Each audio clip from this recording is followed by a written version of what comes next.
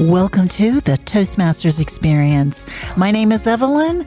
Get inspired by today's Toastmasters Insights. Enjoy the show. I'm excited and delighted to have Ramona J. Smith with me on my podcast. She's calling in from Los Angeles. Welcome to the Toastmasters Experience, Ramona. Thank you so much, Evelyn. I appreciate that. Glad to be here. Yeah, I'm so grateful to have you on the show. We've finally been able to get our schedules in sync, and I'm really excited. Now, I'm just going to dive straight in. Some of the listeners might know is that you have won the World Championship of Public Speaking back in 2018. But I want to start at the beginning. What motivated you to join Toastmasters? And are you currently in a club by any chance? Well, what motivated me to join Toastmasters was a love for public speaking, which is quite the opposite of why most people join.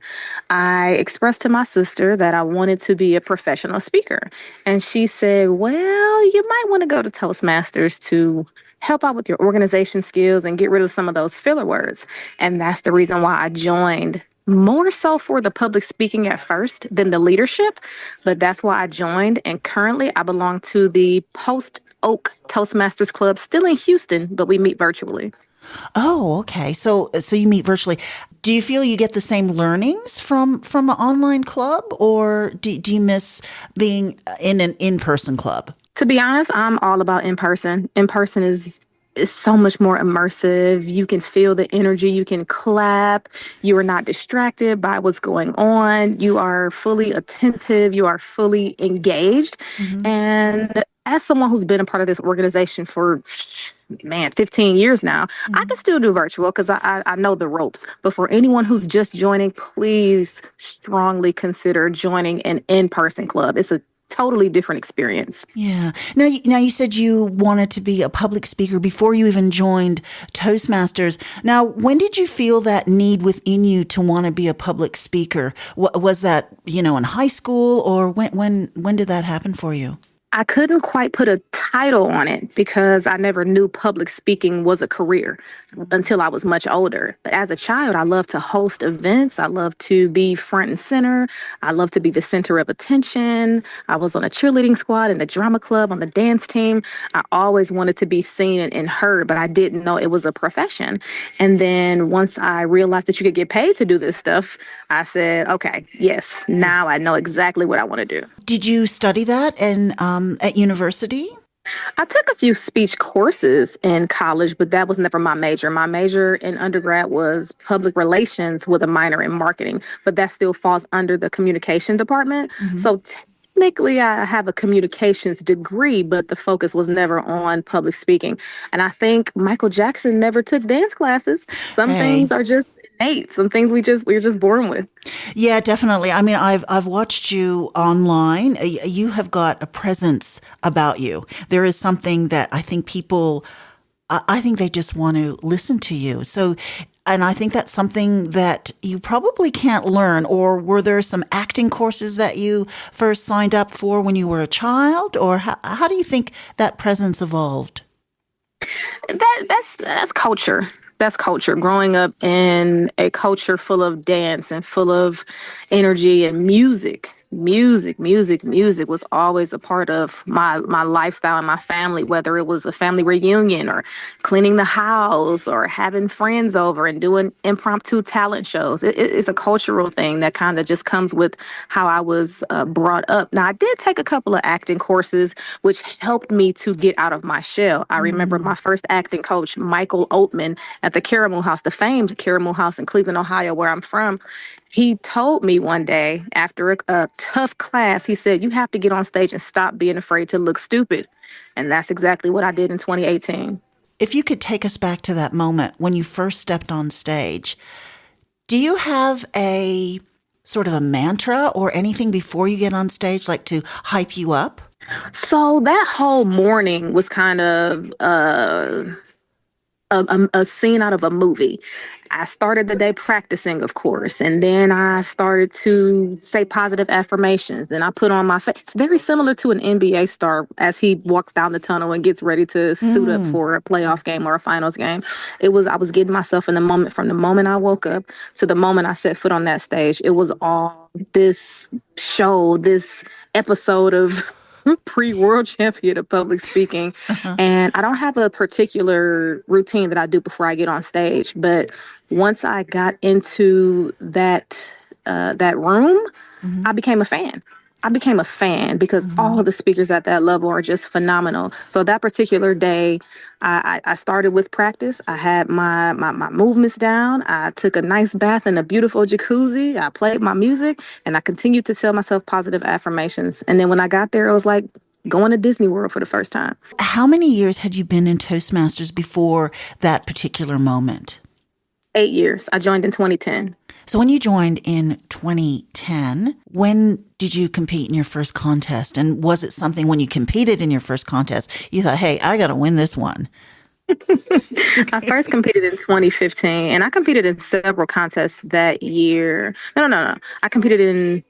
I started to compete in 2014, and that year I did humorous and table topics. Then the following year in 2015 is when I did table topics and international. So the first time I ever competed at all was 2014. The first time I competed for international speech contest was 2015. And when you competed, did you automatically hire a coach or how did you get to that level or did you have a mentor?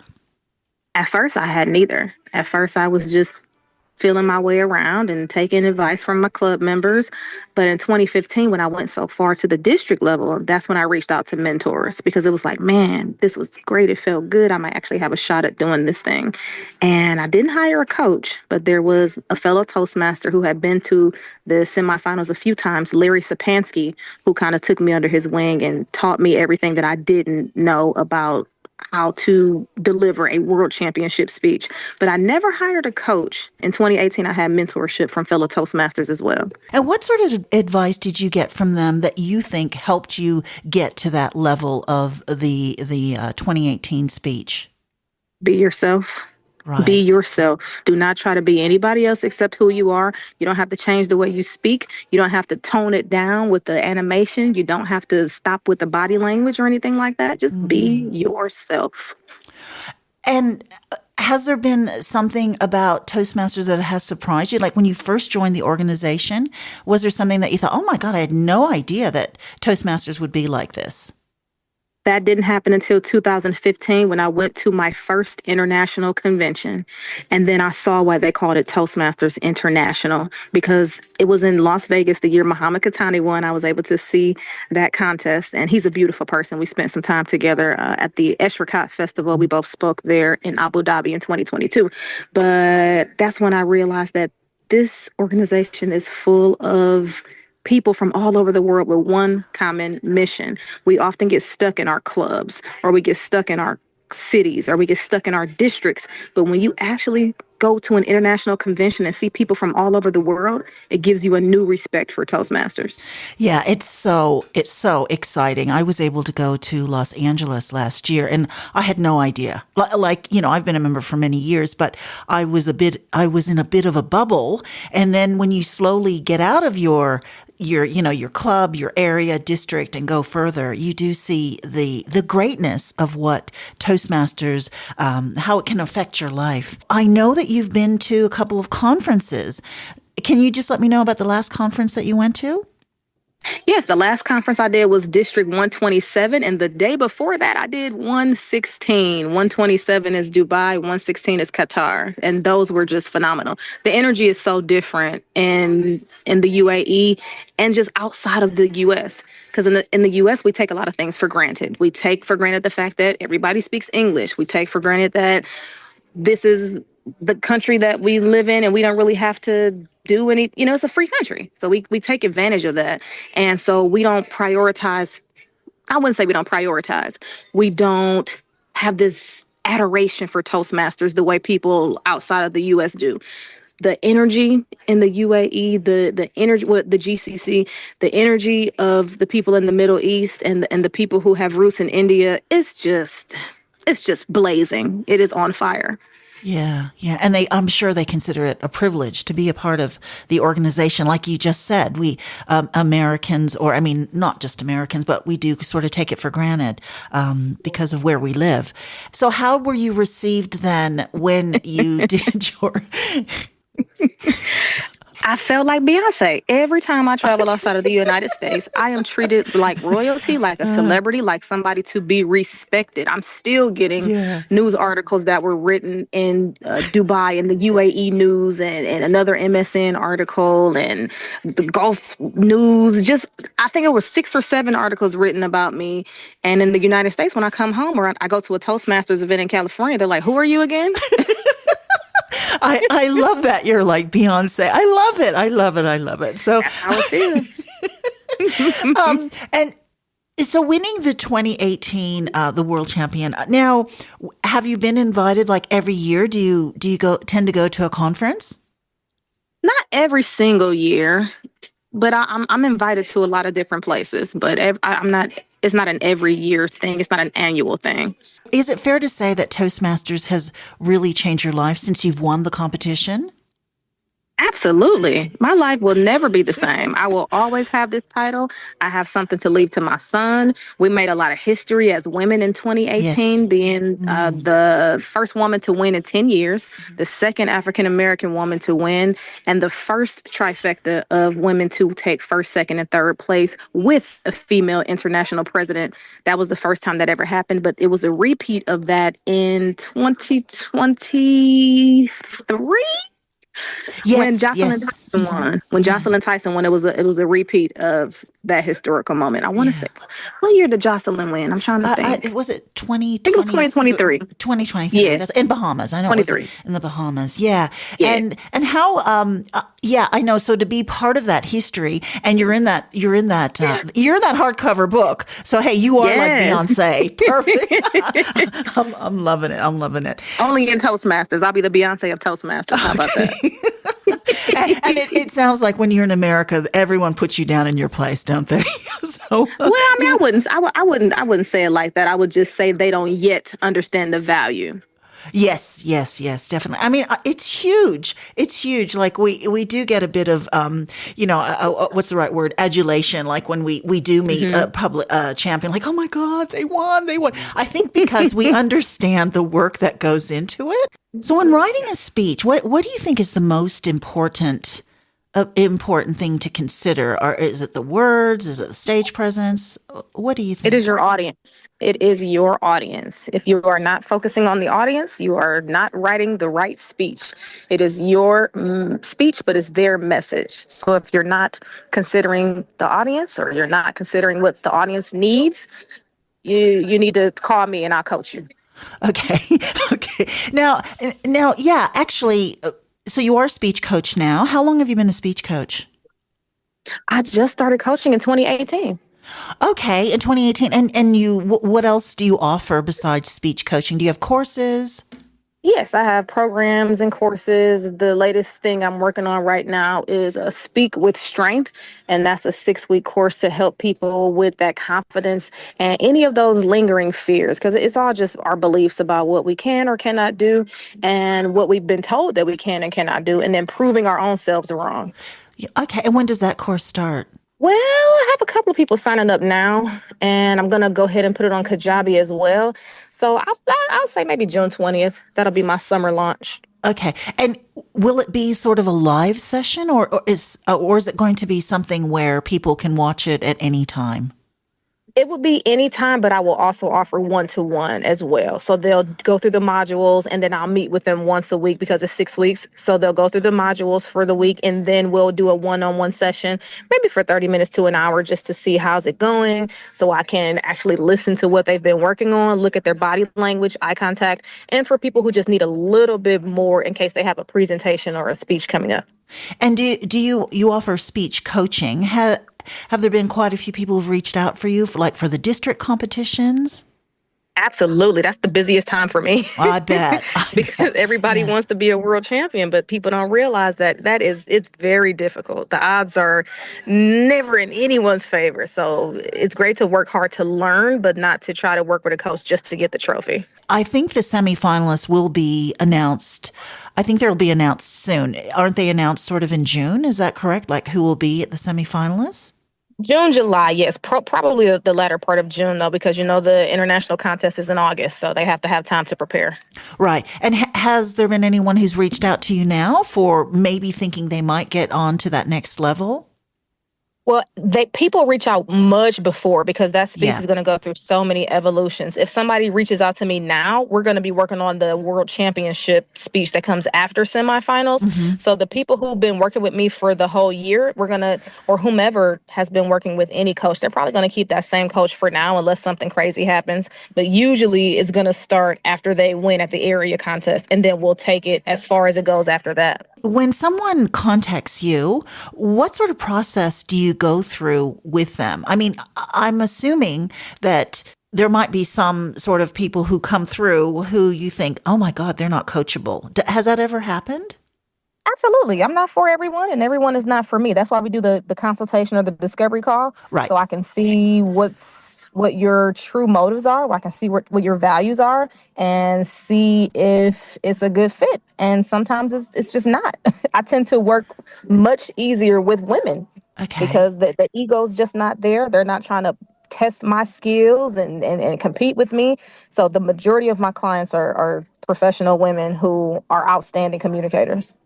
So you have a discovery call. So the discovery call, and then after the discovery call, you decide if you're the right fit. Is that how it Yes. works? Okay. Yes. It Okay. usually takes me about 10 minutes to fill someone out. And if we both agree that it's a good fit, we'll move forward from there. And if Right. not, thank you so much. Yeah. Next. Okay. Yeah, I love that. Next. And when you do your coaching, obviously it's over Zoom. Yes. Okay. And how would you teach sort of staging on Zoom? Is there a way to That's a do little that? more that's a little bit more complicated. I'll just have to have them watch a lot of other speakers, and then we'll try to do some stage crafting in a larger room or larger area. But it's really going to be the choreography and creating those pillars on stage to see when you're speaking at which point are you going to be on the left side of the stage? Or so it's like a left, right, center thing. Right, right. Yeah, like I've seen your still standing speech, and it's Hmm. fabulous. If you can take me back to 2018, and you said that you had your club members and your mentors were letting you know about your stagecraft. How did you practice that? Do you remember how often you practiced, and what was sort of the strategy that you went through? The stage crafting was all from Larry Sapansky's experience with watching hundreds of thousands of Toastmaster speeches and competing in hundreds of Toastmaster speeches. He taught me to create those holograms on stage just because it's easier for the audience to follow the way we read from left to right. Right. Do the do it from the audience's left to right. And then whenever you talk about a specific point, you go back to that same point on stage so that the audience doesn't get lost or confused. So that's not kind of, that is where I got the stagecraft from for still standing. As far as practicing, I practiced so much that I started to hate it. Yeah, I can imagine. You Yeah. know, when you got it, when you're like, I don't want to say the word still standing ever again. That's how I know I'm ready. Yeah, and you probably never want to hear that song ever again either. I would love to meet Elton John Yeah, though. I would love to meet Elton no, John. I love it. I love it. I love it. No, it was great. You know what I got out of your speech? Now that you're going to think this is really funny, I just looked at your heels and I thought, how's she going to do this? And I think there was one moment where you crouched down, and I thought I would have fallen back. But no, I thought you were absolutely amazing, and that you've got this stage presence, which maybe it has to do with earlier that you've always wanted to do this. I don't I know. think so, yeah. Now, you were telling me that there is a bit of a difference in the crowds. Which crowd around the world do you think is the one that is the most excited, the most excitable? I would say people in India or people who are from India. They just have this excitement. I don't know if it's, maybe it's the culture with the dancing as well, Yeah. but they are just ready to be entertained, and they're ready to be energized, and they're ready to do the callback. If I say I'm still standing, they'll say yeah, yeah, yeah. Yeah. So I don't know what it is about my brothers and sisters of Indian descent, but they are the best. Oh, I love it. The I love it. absolute best. Yeah. Now, you, as someone who, is someone that a lot of people look up to, who do you look up to as far as you find inspiring, a podcast or a book that has totally changed your world? Is there anything you can Two recommend? words. Yeah. Absolutely, two words. And I was just on her podcast not too long ago. Bless her heart. Nancy Levin. Nancy Levin and Craig Valentine actually recommended her book to me called Worthy, because as a world champion, as a speaker in this industry, as a young person who didn't grow up with a silver spoon in her mouth, I still had a lot to learn about business and self-worth, and understanding the the truth of your net worth is the reflection of your self-worth. And I knew that there was some type of disconnect. And I was telling Craig Valentine, like, why am I not we're making all this money like these other guys are? And how come I just feel like I can't get ahead? He's like, that sounds like some self-worth issues. So read this book and let me see how you feel after that. And after that, everything changed. So the book called Worthy by Nancy Levin changed my life. She has a podcast, she has an Instagram channel, but any woman who is feeling like you're not charging enough, or you don't know why other people are making more money than you, and maybe you have more talent or more skill or more experience, read that book. Oh, thank you. I'm going to get that now. Thank you so much. No, it's great. It's so funny. We do a lot of us. We feel self doubt and we don't have the self worth. So that sounds absolutely fantastic. Now, in saying that, do you find that sometimes there's people out there who do have the confidence, but they don't have the goods? Yes, for sure. But those are the people who can charge $30,000 for a keynote and get it. Maybe not every time, but they go for the gusto. Yeah. And I don't feel any envy towards them or anything like that. I feel like if you have the courage to do that and the sense of self-confidence to do that, great.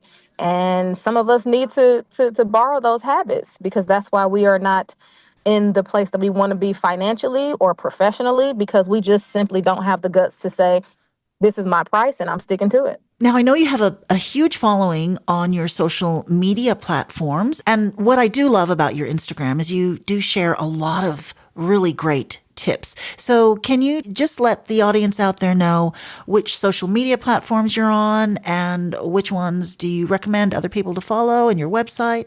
Absolutely. The website is ramonajsmith.com, ramonajsmith.com. And I'm very active on both Facebook and Instagram. Instagram is at Ramona J. Smith, the number one. Instagram is at Ramona J. Smith, the number one. Facebook, you can find me, Ramona J. Smith. Unfortunately, I just have a very difficult relationship with TikTok. I just don't like TikTok very much. So Yeah. I am on TikTok, but I'm not as active. But I'm trying to learn, and I also have a YouTube channel as well. Everything is Ramona J. Smith. And you have a podcast as well, don't you? I do. It's called I Dream of Speaking, and that is available on Podbean, and I have episodes on YouTube as well. No, that's great. So you're everywhere. That's great. You are like Beyonce. Thank you. Gosh, it's been such a pleasure speaking to you.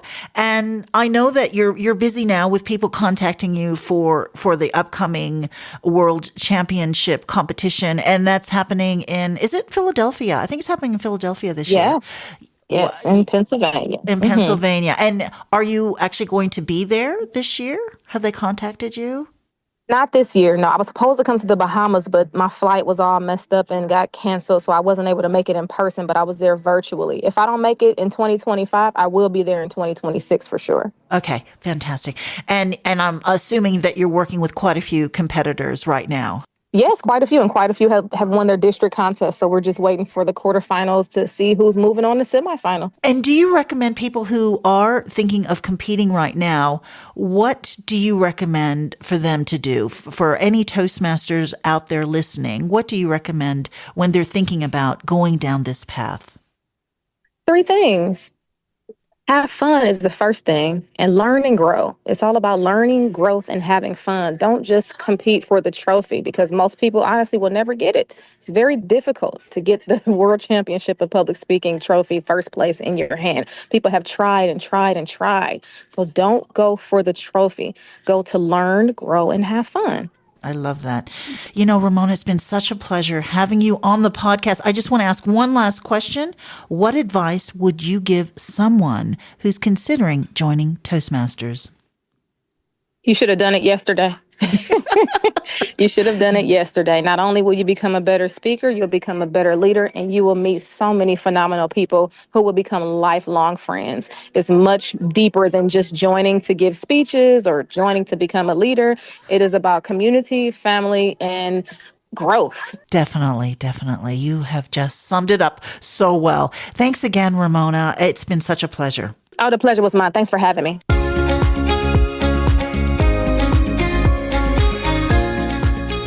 Thank you so much for your company. Please tune in next time to the Toastmasters Experience.